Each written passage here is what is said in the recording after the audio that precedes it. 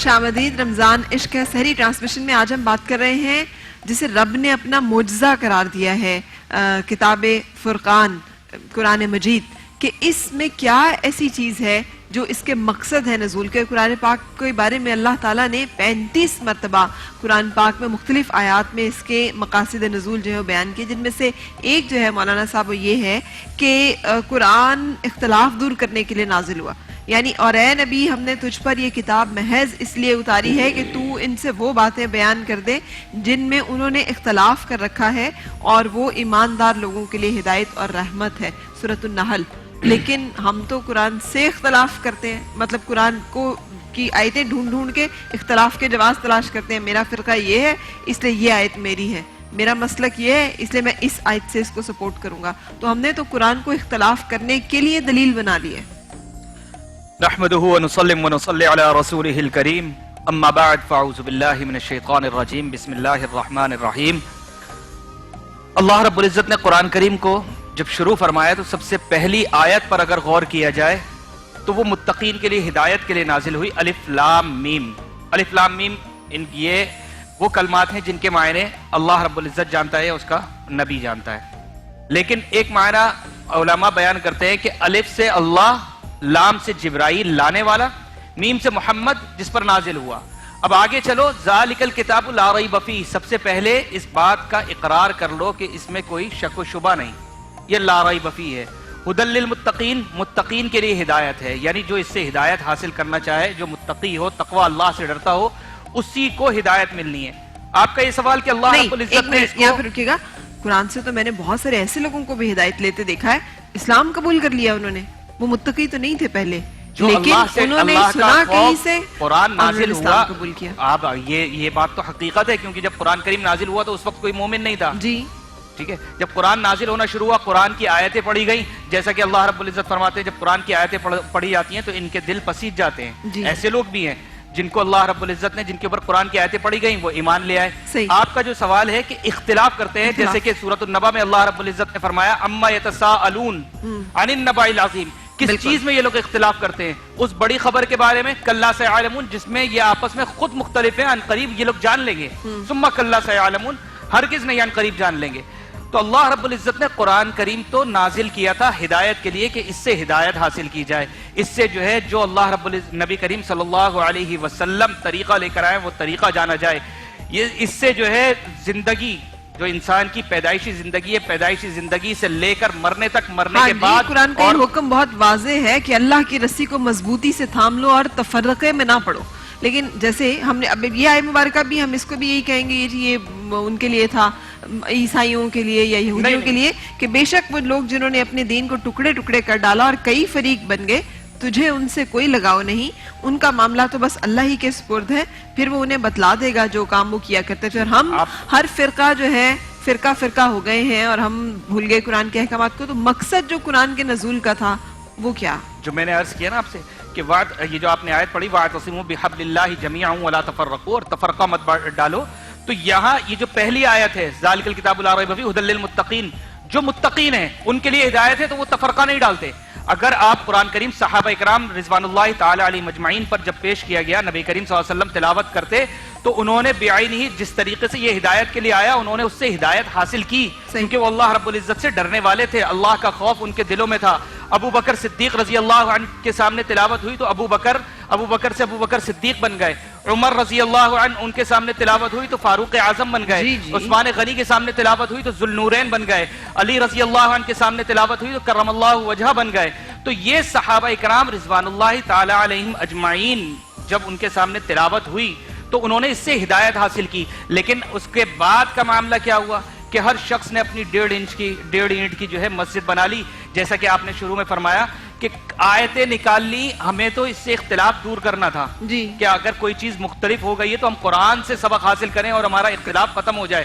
لیکن ہم نے انہی کو اختلاف کی وجوہات بنا لیا، انہی آیتوں کو اختلاف کی نظر کر لیا اور اپنا ایک الگ فرقہ بنا کر ہم کھڑے ہو گئے. یہ تو نبی علیہ الصلوۃ والسلام کی حدیث ہے. آپ صلی اللہ علیہ وسلم نے ارشاد فرمایا کہ بنی اسرائیل میں 72 فرقے ہوئے تھے، میری امت کے 73 فرقے ہوں گے جن میں سے صرف ایک حق پر ہوگا، صحیح. اور وہ کون ہوگا؟ اس کے لیے بھی قرآن کریم میں بیان فرما دیا گیا وَمَا أَتَاكُمُ الرَّسُولُ فَخُذُوهُ وَمَا نَهَاكُمْ عَنْهُ فَانْتَهُوا، کیونکہ نبی علیہ السلام کے اقوال افعال یہ قرآن کریم کی تشریح ہے، قرآن کریم کی تفسیر ہے. مکمل قرآن اگر دیکھنا ہے تو نبی علیہ السلام کی مجھے زندگی ہے. اس آیت مبارکہ کو سمجھا دیجیے گا. بے شک وہ لوگ جنہوں نے اپنے دین کو ٹکڑے ٹکڑے کر ڈالا اور کئی فریق بن گئے، تجھے ان سے کوئی لگاؤ نہیں. رسول پاک کو بتایا جا رہا ہے کہ تجھے ان فرقے کرنے والے لوگوں سے کوئی لگاؤ نہیں. ٹھیک ہے نا؟ تو ہم اب ہمیں کی مسئلہ یہ ہے، ہم یہ کہتے ہیں کہ یہودیوں کے حق میں نازل ہوئی تھی. میں جب قرآن پاک سے کئی دفعہ میں نے جب کسی مسئلے میں پھنس جاتی ہوں ڈاکٹر صاحب، تو میرا ایک طریقہ ہے، میں قرآن پاک کو کھولتی ہوں اور اسے پڑھنا شروع کر دیتی ہوں، اور اس آیت مبارکہ میں جو بیان ہو رہا ہوتا ہے یقین کیجئے مجھے لگتا ہے میرے مسئلے کا حل. کئی دفعہ میں کھولتی ہوں اور مجھے سمجھ آ جاتا ہے اس میں کہ یہ مجھے کام کرنا چاہیے نہیں کرنا چاہیے، اس شخص کے ساتھ معاملہ کرنا چاہیے نہیں کرنا چاہیے، فیصلہ کرنا چاہیے نہیں کرنا چاہیے. میں نہیں دیکھتی کہ وہ یہودیوں کے حق میں آیا تھا یا عیسائیوں کے حق میں، وہ اس وقت میرے لیے ہے جو بھی وہاں پہ حکم ہے. تو یہ اختلاف کیسے پیدا ہو گیا؟ جبکہ ہمارے پاس یہ کتاب اختلاف دور کرنے کی تھی، تو ہم نے کیا قرآن کے مقصد کو یکسر فراموش کر دیا؟ دیکھیں قرآن مجید برہان رشید میں اللہ تبارک و تعالیٰ قرآن کے دو اوصاف بتاتا ہے. ایک تو یضل بہ کثیرا و یہدی بہ کثیرا. یضل پہلے، یہدی بعد میں ہے. جی بالکل. اللہ تبارک و تعالیٰ نے فرمایا کہ بہت سارے لوگ ایسے ہیں جو قرآن پڑھ کر ضلالت و گمراہی میں مبتلا ہو جائیں گے، اور بہت سارے ایسے ہیں جو قرآن پڑھ کر ہدایت کا نور حاصل کر لیں گے. تو اب معاملہ کیا ہے؟ کیوں کہا گیا؟ اس لیے کہ جب سمندر میں کوئی معمولی سی نہر میں بھی تیراکی کرنا جاتا ہے تو پہلے وہ تیرنا سیکھتا ہے، اور پھر اس کے بعد وہ نہر، پھر اس کے بعد دریا، پھر سمندر. اور قرآن تو ایک ایسا معانی کا سمندر ہے، علم و آگہی کا ایسا سمندر ہے، ہدایت کا ایسا سمندر ہے کہ اس میں تیرنے کے لیے یقیناً وہ شخص جائے کہ جس کو تیراکی کا فن کمال حاصل ہو جائے، عروج حاصل ہو جائے. لیکن معاملہ یہ ہے کہ جب ہم سطحی طور پر قرآن کو پڑھنے کی کوشش کرتے ہیں اور دل میں خیر نہ ہو، یہ بڑا اہم جملہ ہے، دل میں خیر نہ ہو، کیسے آئے گی دل میں خیر؟ اور کیا رویہ تھا صحابہ کرام کا جو پہلے مطلب ہم انہیں کہتے ہیں کہ وہ مطلب مشرک تھے، اور پھر وہ اس رتبے پہ پہنچے ہیں کہ عشرہ مبشرہ اور پھر جنت کی بشارتیں انہیں. میں آپ کو یہی بتانا چاہ رہا ہوں کہ دیکھیں یہ سب سے اہم چیز ہے. آپ قرآن کو جس نظر سے دیکھیں گے شاید قرآن سے آپ کو وہ اپنا مطمع نظر مل جائے، لیکن قرآن خیر کی کتاب ہے، قرآن ترقی کی کتاب ہے، قرآن ہدایت کی کتاب ہے. خیر کے نقطہ نظر سے جب آپ قرآن کو پڑھنا شروع کریں گے تو پھر یقیناً ساری گتھیاں سلجھنا شروع ہو جائے گی. لیکن المیہ یہ رہا کہ قرآن جب نازل ہوا، قرآن میں محکمات بھی ہیں، متشابہات بھی ہیں، مقطعات بھی ہیں. لہذا کچھ لوگ ایسے تھے جو زمانہ رسالت اور اس کے بعد قرآن کو پڑھتے تھے، اور قرآن کی وہ آیتیں جو کافروں کے حق میں یا منافقوں کے حق میں نازل ہوئی وہ مسلمانوں پہ جسوا کرتے تھے. بخاری شریف کی حدیث مبارک ہے وَكَانَ ابن عمر يَرَاهُمْ شِرَارُ خَلَقِ اللَّهِ وَقَالَ إِنَّهُمْ إِن تَلَقُوا إِلَىٰ آيَاتٍ نَزَلَتْ فِي الْكُفَّارِ فَجَعَلُوهَا لِلْمُؤْمِنِينَ کہ زمانے کے شریر ترین لوگ میں ہیں، جو خارجیوں کی طرف اشارہ ہے کہ جو وہ آیات جو کفار کے لیے نازل ہوئیں وہ مسلمانوں پہ جذبہ کرتے تھے. مثال کے طور پر علیہ اللہ بکافٍ عبدہ، اللہ تبارک و تعالیٰ فرماتا ہے نبی کہہ دیجئے کہ میں تمہارے لیے کافی ہوں. اب کیا اس کا مطلب یہ ہے کہ ہمیں نبی کی ضرورت نہیں؟ کیا اگر ہم مسلمانوں کے لیے پڑھیں گے اس کا مطلب ہے ہمیں قرآن کی ضرورت نہیں؟ اس کا مطلب یہ ہے کہ ہمیں اصحاب رسول کی ضرورت نہیں؟ اس کا مطلب یہ کہ اہل بیت اطہار کی ضرورت نہیں؟ خود نبی نے بھی یہ معنی نہیں لیا.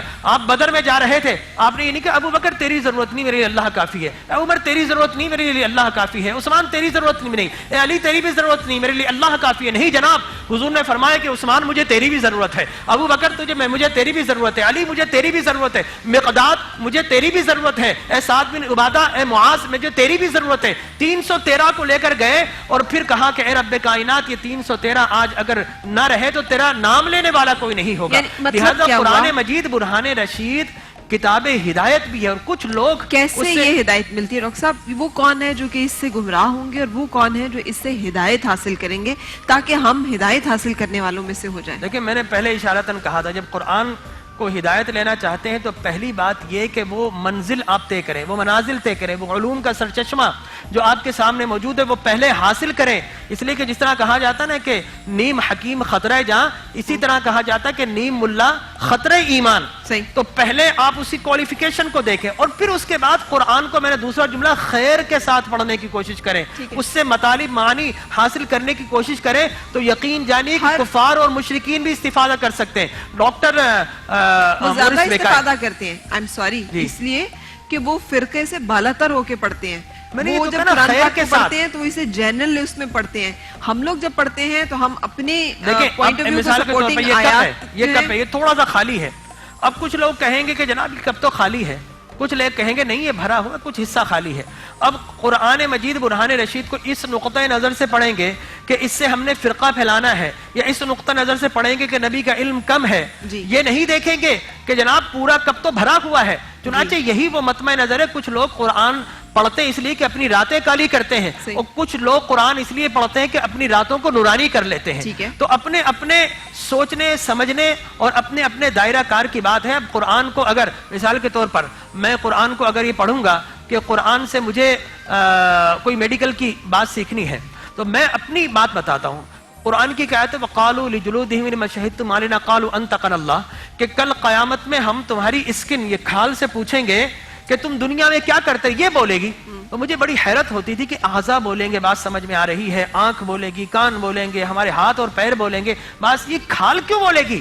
تو پھر جب میڈیکل سائنس میں نے پڑھی اس کے بعد یہ سمجھ میں آیا کہ ہو سکتا ہے کہ اعضاء کا ٹرانسپلانٹ ہو جائے, ہو سکتا ہے کہ اعضاء تبدیل ہو جائے, لیکن جو اسکن ہے نا ہماری یہ ٹرانسپلانٹ نہیں ہو سکتی. کل قیامت میں یہ کھال اسی کی ہوگی جو اس دنیا میں اسے ملے گی. اور دیکھیے نا ڈاکٹر صاحب کہ اسراء کا واقعہ جو ہے, جو اس میں رسول پاک صلی اللہ علیہ وسلم کا آسمانوں کی طرف تشریف لے جانا, ایک دعوت ہی تو دینا ہے انسان کو اس سوچنے کی طرف کہ دیکھیں یہ بھی ممکن ہے. سو اللہ تعالیٰ نے astrology, astronomy, biology, botany, zoology, physiology, ہر ایک چیز تو وہاں پہ رکھ دی. اسی نقطے پہ جیسے ڈاکٹر صاحب نے ابھی تمام تفصیل سے فرمایا, میں اس میں ایک نقطے کا اضافہ کرنا چاہتا ہوں کہ دیکھیے قرآن دو ہیں, ایک قرآن صامت ہے, ایک قرآن ناطق ہے. محمد و آل محمد علیہ السلام کی ذات جو ہے وہ قرآن ناطق ہے, بولنے والا قرآن. ایک صامت ہے, بند رکھا ہوا ہے. بالکل. تم اس بند سے کیا لے سکتے ہو, کیا ہدایت لے سکتے ہو, کیسے لے سکتے ہو؟ صحیح. جب تک کہ معلم کتاب کی طرف نہیں آؤ گے, جب تک وارث کتاب کی طرف نہیں آؤ گے, وہ بتائے گا تمہیں اس میں ہے کیا. واشنگ مشین خریدتا ہے بھائی تو بک کھولو اس کی, تمہیں نہیں معلوم اس بک میں کیا لکھا ہے, کہاں پلگ لگانا ہے, کس طرح لگانا ہے. تو جو وارث قرآن ہے, جو معلم قرآن ہے, ان سے رجوع کرو, ان سے ٹوٹ جاؤ گے, قرآن تمہیں کچھ نہیں دے گا. ابھی ڈاکٹر صاحب نے ایک بات کروں گا, ڈاکٹر صاحب نے ابھی جو نقطہ پیش کیا کہ خیر کے ساتھ, اور اللہ آپ نے جیسے سوال کیا کہ اسرا جو نبی کریم صلی اللہ علیہ وسلم کو معراج ہوئی, تو معاملہ یہی ہے کہ معراج کا واقعہ اگر پورا مطالعہ کریں تو جو خیر کے ساتھ لیتے ہیں تو وہ نبی کریم صلی اللہ علیہ وسلم کے مشاہدات جنت اور دوزخ کو دیکھ کر اس سے عبرت حاصل کرتے ہیں اور اس کے مطابق زندگی گزارتے ہیں. اور جو اس کے اندر خیر نہیں ڈھونڈتے, فتنہ ڈھونڈتے ہیں, تو وہ دیگر دوسرے تیسرے مسائل لے کر اس کے مطابق فتنہ پھیلانا شروع کر دیتے ہیں. بتائیے گا ہم پہ قرآن کے ہم پہ کیا حق ہیں, وہ کون سے حقوق ہیں جو قرآن نے ہم سے مطالبہ کیے اور اللہ تعالیٰ نے ہم سے مطالبہ کیے, وہ کیا ہے؟ قرآن کا سب سے پہلا حق تو یہ ہے کہ قرآن کی تلاوت کی جائے, قرآن کی تلاوت کرنا. اور ان کے قرآن جو ہے ان کے حلق سے نیچے نہیں اترتے, یہ بھی تو آپ صلی اللہ علیہ وسلم کا ہی فرمان ہے نا. اگر آپ کی وہی بات آگئی نا جو ڈاکٹر صاحب نے کہا, خیر لیتے ہیں نا, حلق سے نیچے ان کے اتریں گے جو خیر سے پڑھ رہے ہیں, اور جو خیر نہیں لے رہا ہے, فتنہ پھیلانا چاہ رہے ہیں اور قرآن کی آیتوں کو نکال کر جو ہے ایک فساد کھڑا کر رہے ہیں. کہ اس کا مطلب ہے تلاوت کا مطلب جو ہے اس کو سمجھنا بھی ہوا نا. نہیں, قرآن کریم دیکھیں, قرآن کریم کی تلاوت الگ چیز ہے, قرآن کریم پر عمل الگ, قرآن کریم کا سننا, قرآن کریم کا پڑھنا. سر میں یہاں پہ ایک نقطہ آپ سے جاننا چاہوں گی, جو عربی تلاوت فرمایا کرتے تھے تو وہ سمجھ تو ساتھ ساتھ رہے ہوتے تھے نا, اس لیے ان کے لیے تلاوت کا ثواب. اور ہم لوگ جو اجمی ہیں جن کو عربی سمجھ نہیں آتی, ہم بغیر سوچے سمجھے ایک چیز پڑھتے چلے جا رہے ہیں. پہلے تو تلاوت ہے, پہلے تلاوت کرنی ہے, تلاوت کریں گے تو پھر اس کے بعد سمجھنے پر جائیں گے نا. پہلے قرآن کریم کی تلاوت کرنی ہے. اچھا ٹھیک ہے, میں اسی نقطے پہ آپ سے دوبارہ جاننا چاہوں گی کہ میں ہمیشہ اس بات کو سمجھنے سے قاصر رہتی ہوں کہ ایک عربی بچہ جو ہے وہ تو تلاوت بھی کر رہا ہے تو سمجھ رہا ہے نا, اس کی تو زبان ہے. نہیں سمجھ, ایسا نہیں. وہ اس وقت بھی جب دورہ رسالت میں قرآن نازل ہوتا تھا لغت قریش میں تھا, لیکن بہت سارے قرآن کی آیات ایسی تھی جو رسول اللہ استفسار کرتے تھے کہ اس کا کیا معنی ہے, اس کی تفسیر کیا ہے, اس کی میننگز کیا ہے, اس کا اجمال کیا ہے, اس کا ظاہر کیا ہے, اس کا عام کیا ہے, اس کا قید کیا ہے, اس کا خاص کیا ہے, اس کا شان نزول کیا ہے. سورۃ النصر جب نازل ہوئی تو تمام صحابہ اکرام خوش تھے کہ اللہ کی مدد آ گئی اور فتح حاصل ہو گئی, لیکن حضرت ابو بکر صدیق رضی اللہ عنہ رو رہے تھے. انہیں پتہ چل گیا. اور آج جو عربک ہے وہ قرآن سے بہت زیادہ ڈیفر کرتی ہے. آپ کسی عربی سے قرآن کی آیت کا مطلب پوچھنے نہیں بتا سکے گا. اچھا, میں بڑے وثوق کے ساتھ کہوں اگر گا. میں غلط نہیں تو اس کو اس طرح سے لے سکتے ہیں کہ اگر کسی شاعر نے ایک شعر لکھا ہے اور وہ شعر لکھا کیا ہے تو بظاہر اردو میں ہم پڑھ بھی رہے ہیں لیکن اس کی تشریح کیا ہے, اس کی تفسیر کیا ہے, یہی معاملات میرے خیال سے. دیکھیں واضح طور پر رسول نے دے سکتے ہیں اجازت دیجیے گا, پھر اس لیے قرآن میں اللہ نے فرمایا یہ شاعر ہے. بریک سے شروع کرتے ہیں اور بریک لیتے ہیں اور اس کے بعد یہیں سے گفتگو اپنی شروع کرتے ہیں.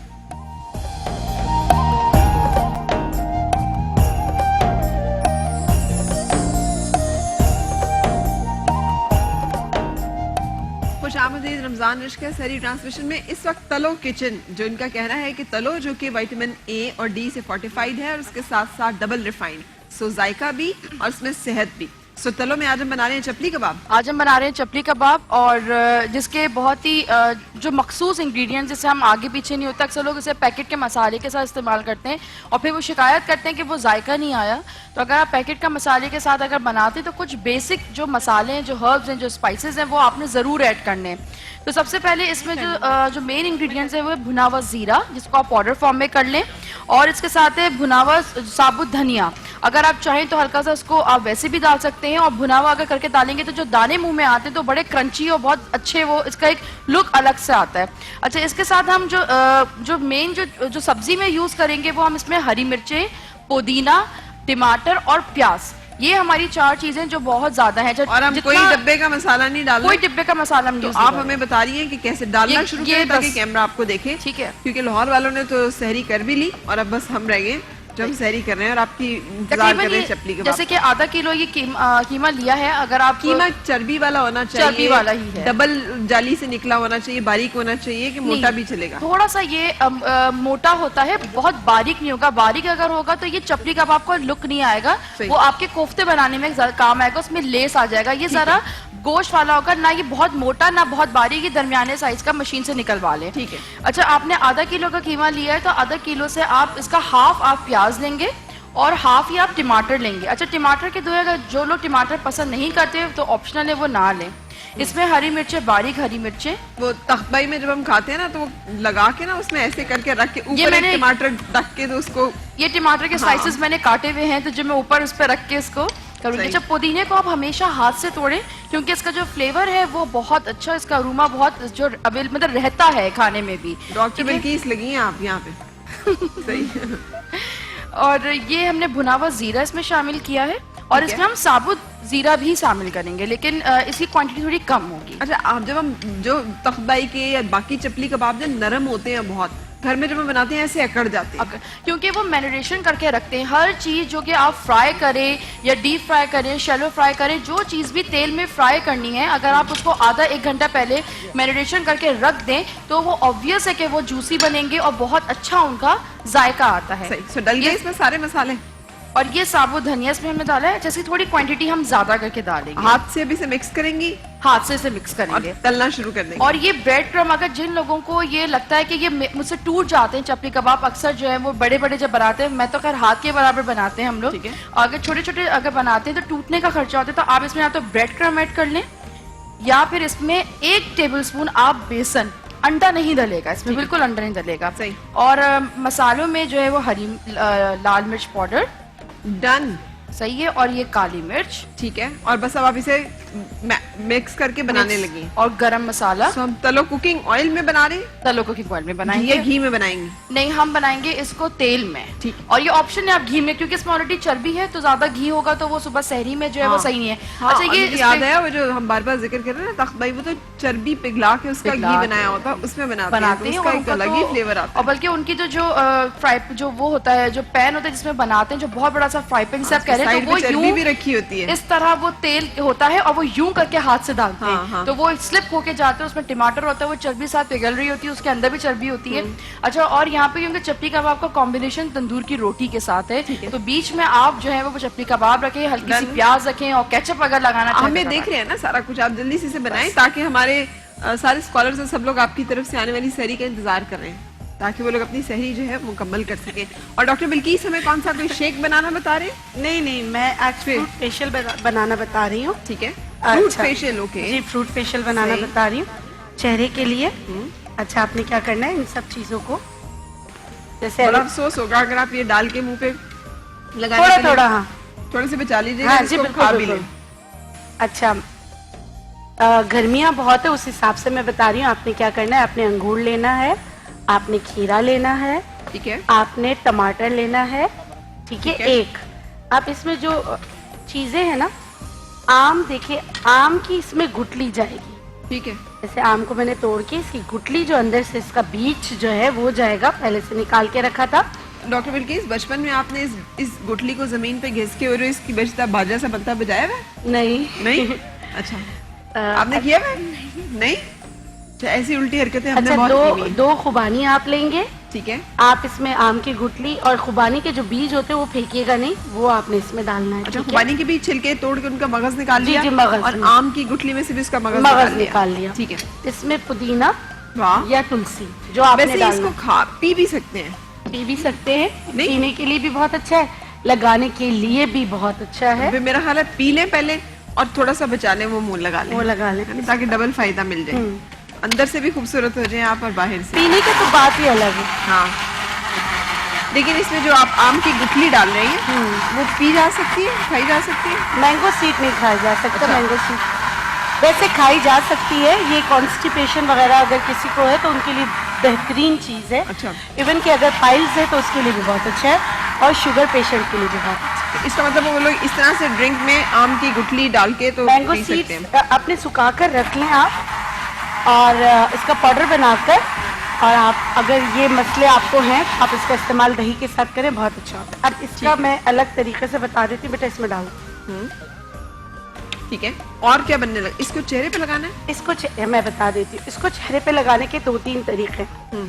ठीक है, ड्राई स्किन के लिए, अगर आपकी स्किन ड्राई है तो आप अंडे की जर्दी इसमें शामिल करेंगे, ठीक है, अगर ऑयली है तो अंडे की सफेदी शामिल करेंगे, ठीक है। ठीक है। और अगर आपकी स्किन पे एक्नी बहुत होती है तो फिर आप इसमें दूध शामिल करके लगाएंगे। इस चीजों का ख्याल रखें, अगर एक्नी वाली स्किन है तो आपने दूध का इस्तेमाल करना है, ठीक है। बहुत ज्यादा एक्स्ट्रा ड्राई स्किन है तो अंडे की जर्दी, और अगर आपकी मतलब के कॉम्बिनेशन या आपकी ऑयली स्किन है तो अंडे की सफेदी इसमें डालकर पहले अच्छी तरह स्क्रब करें, फिर इसी को मास्क बनाएं और उसके बाद आप लगा के 15 लेट मिनट जाएं बाद, थोड़ी देर, ठीक है। 15 से 20 मिनट बाद आप लेट जाएं, ठीक है।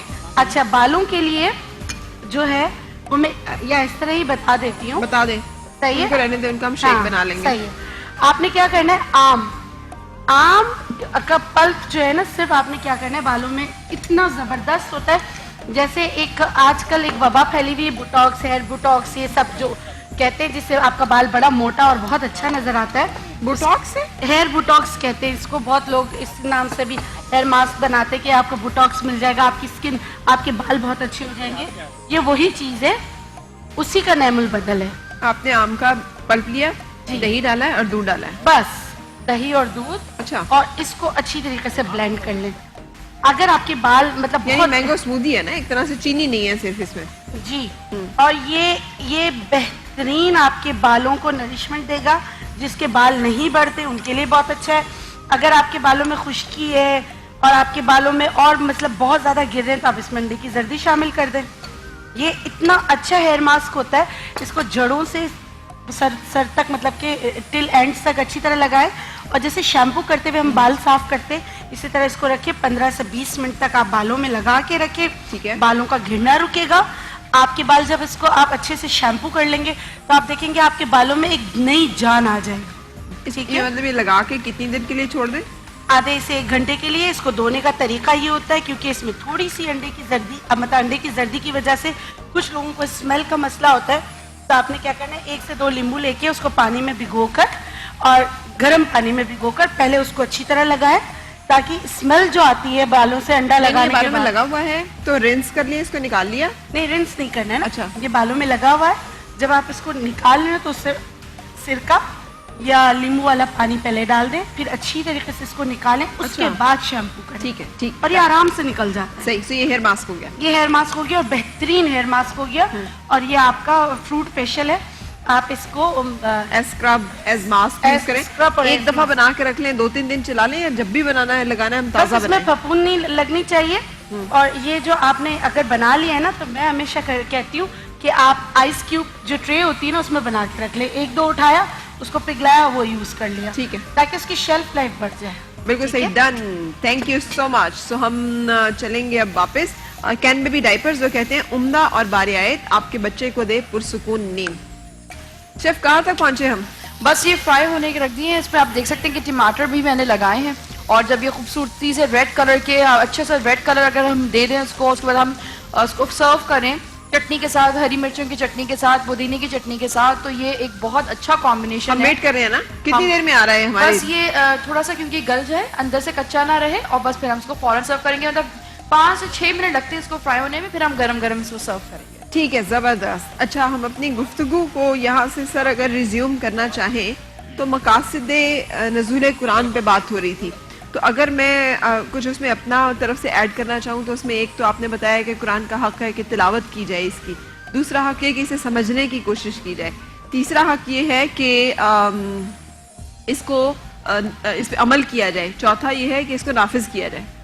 تو یہ سارے حق ایک بندے کے ذمہ واجب الادا ہے, یا میں صرف پڑھ لوں اور سمجھ لوں اور کہوں نافذ کرنے کا کام آپ کا ہے اور سمجھنے کا کام ان کا ہے اور سمجھانے کا کام ان کا ہے, یا یہ سارے میرے اوپر واجب الادا ہیں قرآن کے حقوق, ہر ایک بندے کے اوپر, ہر قاری کے اوپر؟ اللہ تبارک و تعالی جل وعلا جب بھی اپنے احکامات نازل کرتا ہے تو فرد پر نازل کرتا ہے, ٹھیک ہے, لیکن کچھ احکامات ایسے ہیں کہ جو پورے معاشرے آن دا ہول اس کو اختیار کرنا چاہیے. کچھ اللہ تبارک و تعالی کے فرائض ایسے ہیں, احکامات ایسے ہیں جو خواص کے لیے اللہ تبارک و تعالی نازل فرمائے. لیکن قرآن کے حقوق کی ہم بات کرتے ہیں تو قرآن نے بار بار سب سے پہلا حق تو یہ لا یمسہ الا المطہرون, کہ جب تک آپ طہارت حاصل نہ کریں قرآن کو مس نہ کریں. یہ قرآن کی واضح آیہ مبارکہ ہے, لا یمسہ, اس کو مس نہیں کرنا, الا المطہرون, جب تک کہ پاکیزگی حاصل نہ کر لے. پھر قرآن مجید برہان رشید کا حق یہ ہے افلا تعقلون, کہ اس پر تم عقل تفکر کیوں نہیں, کہ افلا تتفکرون, افلا تبصرون, افلا یتذکرون. تو قرآن مجید برہان رشید کا سب سے بڑا حق یہ ہے کہ آپ قرآن میں غور و فکر کریں. لیکن رکیے, غور و فکر آپ کس وقت کریں گے؟ جب آپ کو قرآن کے کچھ اسلوب معلوم ہوں گے. اگر آپ مثال کے طور پر آپ ایک کیمسٹری لے لیجیے, آپ فزکس لے لیجیے, جب تک آپ اس کے سارے رولز اینڈ ریگولیشنز, اس کے فارمولاز آپ کو نہیں پتا ہوں گے تو کیا آپ کیمسٹری کو ڈیریویشن حل کر سکتے ہیں؟ کہنے کا مطلب یہ ڈاکٹر صاحب کہ میں پہلے جو بھی پڑھ رہی ہوں وہ پڑھوں, پھر میں ایک درس نظامی کا کورس کروں, اس کے بعد میں قرآن پاک جو ہے اس کو سمجھ کہ میں آپ سے عرض کروں کہ آپ قرآن کو پڑھنے کے لیے کم از کم آپ کو ترجمے کی ضرورت تو ہوگی. بالکل, ٹھیک ہے نا, مجھے بھی ضرورت ہے, آپ کو بھی ضرورت ہے. تو پہلی بات تو یہ کہ ترجمے کا معیار کیا ہے, اس کو جانچنا بھی ضروری ہے. تو میں یہ سمجھتا ہوں کہ جو قرآن پڑھنے والے ان کو کم از کم 2-3 طرح کے تراجم, اگر واقعی کسی آیا مبارکہ پر اگر وہ غور و فکر کرنا چاہتے ہیں, اس سے کوئی نتیجہ اخذ کرنا چاہتے ہیں, تو مارکیٹ میں جائیں, ہر مکتب فکر کے وہاں پر تراجم موجود ہے, سب کو پڑھیے. اور پڑھنے کے بعد اب اللہ تبارک و تعالیٰ سے دعا کیجئے رب کریم اب مجھے راہ ہدایت عطا فرما دے. پھر کہیں جا کر آپ کوئی نتیجہ اخذ کر سکتے ہیں, اور جب نتیجہ اخذ کر لے تو بہت کم ایسی آئے مبارکہ ہیں جو متشابہات میں ہے کہ روح کا پوچھ لیا, یا کوئی ایسے حکم جس میں ہمیں کہا ہے گمان نہ کرو, اور ایک حد سے زیادہ گمان نہ کرو, اس لیے کہ حد سے زیادہ گمان کفر ہے. یہ بھی تو ہمیں واضح حکم ہے نا, سوچیں, تدبر کریں, لیکن ایک حد تک کریں اللہ کے بارے میں, اس سے آگے آپ کفر کی حدود میں داخل ہو سکتے ہیں. معاملہ یہ ہے کہ عوام و خواص, جی, محکمات تو یقیناً ہماری سمجھ میں آ جائیں گے, قل هو اللہ احد, اللہ ایک ہے, ٹھیک ہے نا, لیکن قل هو اللہ احد میں بھی آپ نے تو سمجھ لیا کہ اللہ ایک ہے, لیکن اس سے پہلے جو لفظ قل ہے کبھی آپ نے اس پر غور کیا؟ بالکل بالکل, کیوں نہیں کیا, کہہ دیجئے. قل جو ہے قل رسالت ہے, بالکل, احدیت جو ہے وحدانیت ہے, وحدانیت سے پہلے رسالت کو سمجھو. بالکل, اللہ ایک ہے, اس سے پہلے آپ کو یقیناً حضور اکرم صلی اللہ علیہ وسلم کی ذات اور عظمت اور رسالت کو جاننا ہوگا. بے شک, لہٰذا ہم یہ کہتے ہیں احد, اللہ ایک ہے, تو اس سے پہلے کہہ دیجئے پیارے حبیب اللہ ہے کہ یہ کہہ دیجئے یہ رسالت. اچھا ڈاکٹر صاحب, میں آپ سے ایک سوال اور میرے ذہن میں آ گیا, لیکن ریحان بھائی پہلے کرنا چاہ رہے ہیں, میرا بھی سوال سن لیجئے, پھر ان کا بھی میرے ذہن سے نہ نکل جائے. ہم نے مسلمانوں کے لیے اتنا مشکل کر دیا ہے, خدا نہ خواستہ میں نان مسلم ہوتی تو میرے لیے کتنا آسان تھا کہ میں قرآن پاک کو اٹھا کے پڑھنا شروع کروں اور اس کو سمجھوں اور اس کو ویلیو کروں اور اس کو اسیس کروں اور کہوں واہ سبحان اللہ یہ چیز واقعی ایسے ہے اور یہ میرے دل کو لگتی ہے. اب مسلمان ہے, وہ یہ ترجمہ پڑھے, وہ ترجمہ پڑھے, وہ اس مسلک کا ترجمہ پڑھے, وہ اس مسلک کا پڑھے, پھر اس مسلک کا پڑھے, پھر اس مسلک کا پڑھے, پھر وہ کہے اچھا یہ بات کیوں. حق پر پہنچنے کے لیے آپ کو جدوجہد کرنا پڑے, تحقیق کرنی پڑے گی. حسب الناس ان یترکوا یقولوا آمنا وهم لا یفتنون, کہ آپ نے سمجھ لیا ایمان لے آئے تو بس یہی کافی ہے. اللہ فرماتا نہیں آزمائش ہوگی. لہذا قرآن مجید برہان رشید کا بھی تقاضا ہے. ہم چھوٹی سی کتاب پڑھنے کے لیے, ایک چھوٹی سی پوئم پڑھنے کے لیے اساتذہ کو ہائر کرتے ہیں. بابا بلیک شیپ کے لیے بھی آپ کو کسی کے پاس جانا پڑتا ہے. ٹوئنکل ٹوئنکل لٹل اسٹار کا مطلب کیا ہے آپ کو معلوم کرنا پڑتا ہے.